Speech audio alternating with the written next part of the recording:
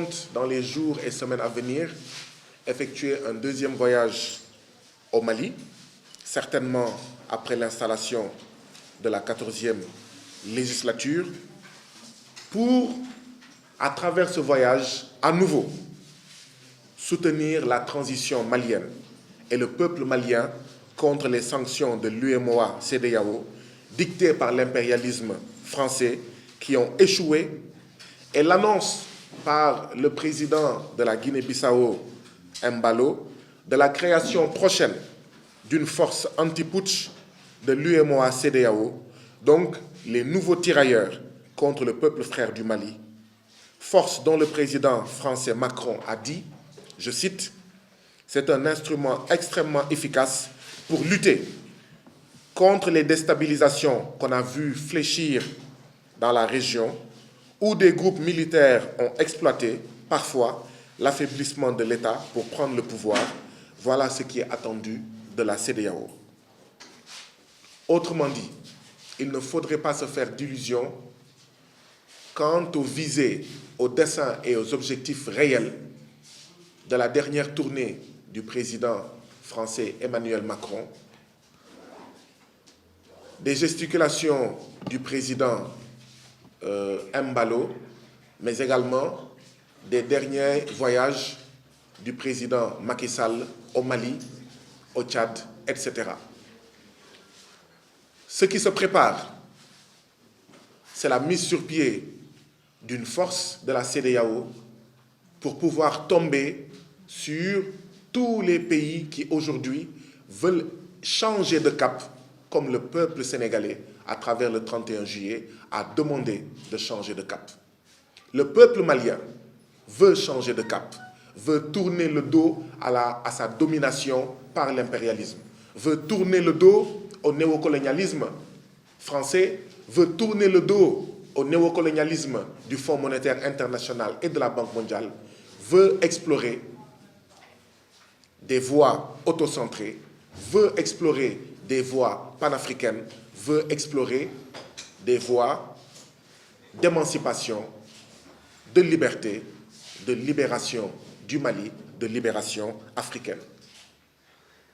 Et cette posture et ces aspirations du peuple malien doivent être soutenues par tous les patriotes africains, doivent être soutenues par tous les panafricains africains. Et c'est pourquoi, comme je le disais tout à l'heure, dans les semaines à venir, j'effectuerai un voyage au Mali pour aller m'entretenir avec les Maliens, pour aller m'entretenir, je le souhaite, à nouveau avec les autorités maliennes et attirer leur attention sur les vrais projets du président Macky Sall, sur les vrais projets de la France, sur les vrais projets de Alassane Ouattara et de tous ces présidents de la CEDEAO soumis, d'accord, au diktat de la France, au néocolonialisme, à l'impérialisme français. Les peuples ont décrié fort justement l'UEMOA-CEDEAO des chefs d'État. Eh bien, nous devons œuvrer à jeter les bases d'une CEDEAO des peuples contre le sabordage de la monnaie commune ECO, sans et contre le CFA colonial, ou, à défaut de jeter les bases d'une monnaie commune ECO de la CEDEAO, sans et contre le CFA néocolonial, jeter les bases de monnaie nationale forte, étape vers les retrouvailles monétaires des différents pays de la CEDEAO. Nous devons également nous battre contre l'imposition de l'arnaque, de la concurrence faussée que sont les accords de partenariat économique entre l'Union européenne et l'Afrique de l'Ouest, qui fait boxer, selon l'expression de Nyerere, les poids lourds de l'Union européenne contre les poids plumes d'Afrique. Par la préservation d'une verticalité servile dans la relation entre marchés européens et africains, contre la présence des bases militaires france-africaines, eurafricaines et US-africaines sur le sol africain, pour une solidarité militaire indépendante des pays africains souverains pour lutter efficacement contre le terrorisme. Comme le Parlement sud-africain, les autres parlements d'Afrique devraient demander que le sionisme israélien soit condamné comme État d'apartheid et exiger, dire stop aux crimes actuels contre Gaza.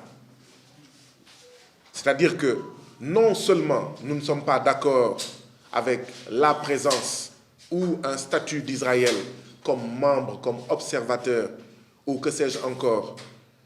au niveau de l'Union africaine, mais nous pensons que tous les parlements réellement panafricains doivent suivre l'exemple du Parlement sud-africain en demandant que le sionisme israélien soit condamné comme État d'apartheid et exiger l'arrêt des crimes actuels contre Gaza, contre la résistance digne, brave et héroïque des Palestiniennes et des Palestiniens. Enfin, nous estimons que l'organisation du traité de l'Atlantique Nord, communément appelée OTAN, est le principal fauteur de guerre dans le monde. C'est un outil de la domination unilatérale des impérialistes des USA alliés aux impérialistes de l'Union européenne. Il faut exiger la dissolution de l'OTAN car l'OTAN est le principal facteur, ou plutôt la dissolution de l'OTAN est le principal facteur de paix et de promotion et promouvoir le multilatéralisme dans le respect de la souveraineté nationale des pays, des États, des nations et des peuples. Nous avons tous vu dans la dernière période ce que je pourrais qualifier comme de la provocation des États-Unis, de la provocation de ses alliés, tous membres de l'OTAN, à l'endroit de la Russie, à l'endroit de la Chine, parce que tout le monde sait, en tout cas ceux qui maîtrisent l'histoire, savent que, tout comme Hong Kong, Taïwan est une partie intégrante de la Chine. Et que c'est de la provocation que les États-Unis aillent à Taïwan pour renforcer les sécessionnistes taïwanais. Aucun État n'accepterait qu'un État étranger vienne en son sein soutenir, renforcer, aider des sécessionnistes, des séparatistes. C'est pourquoi nous pensons que pour la paix dans le monde, il faut dissoudre l'OTAN et promouvoir, comme je le disais tout à l'heure, le multilatéralisme dans le respect de la souveraineté nationale des pays, des États, des nations et des peuples. C'était cela la version française.